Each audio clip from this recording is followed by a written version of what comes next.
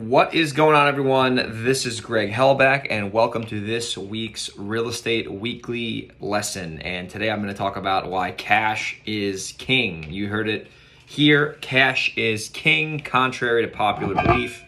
Cash is not trash. And in this video, I'm going to explain as an entrepreneur and just as a general human being why cash is king and you need to be a saver and not a spender. So if you're not familiar with me, my name is Greg Hellback. I've bought and sold well over 100 houses, and in these videos, my goals are to take lessons that I've learned generally the hard way and share them with you for free so you can learn from them so we can all benefit, right? So if you get value from this video, if you could subscribe to my channel and like the video, it would mean a lot to me. Once again, if you could subscribe to the channel and like the video, it would mean a lot to me. Now, today I'm talking about why cash is king. So ever since I started my entrepreneuring journey back in 2015, 2016, I was always a big believer in saving money, right? So your financial habits as you make more money are going to reflect your behavior, right? So if you save money when you don't make a lot of money, you're going to save money. It might not be a lot of money, but you're going to save it.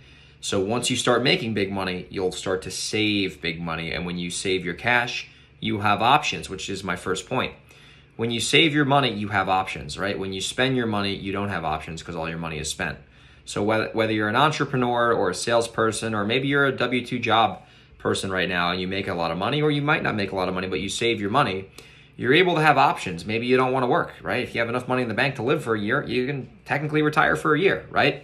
If you're a business owner and you're saving your money, you have the ability to make solid decisions, right? When you have no cash and you don't save your cash, or your company is all overhead, you don't really have any options except for going out and selling in the marketplace, right? So that's point number one. Saving money gives you options. Number two, saving money gives you the ability to jump on good deals, right?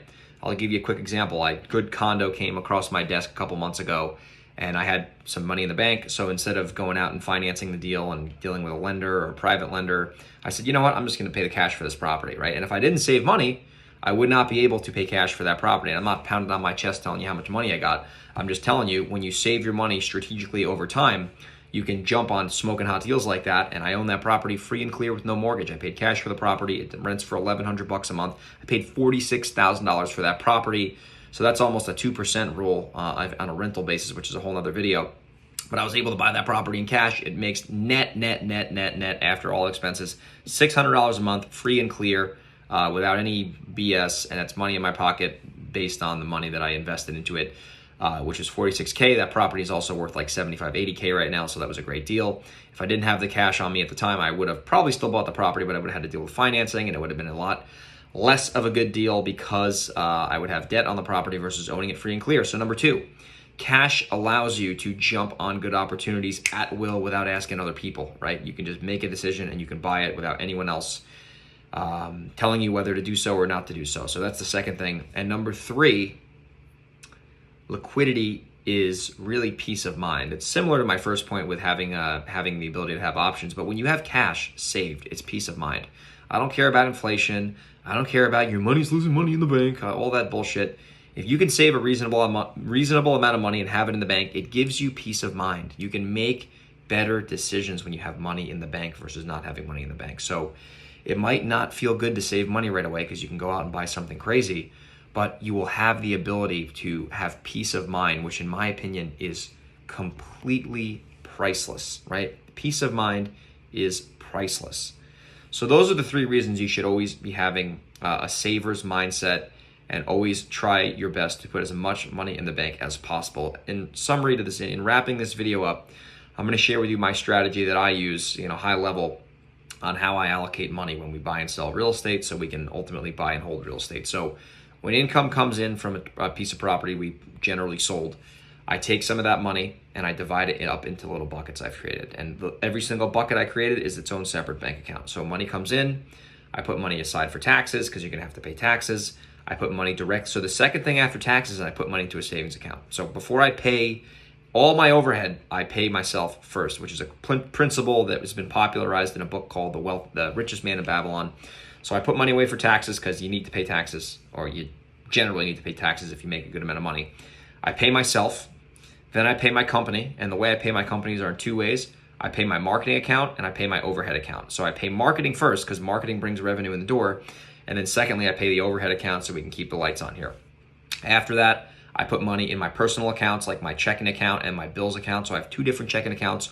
One is for my personal use. The second one is for all the bills I have, like, rent, car payment, insurance, etc. Utility bill, whatever. So I put money in those accounts.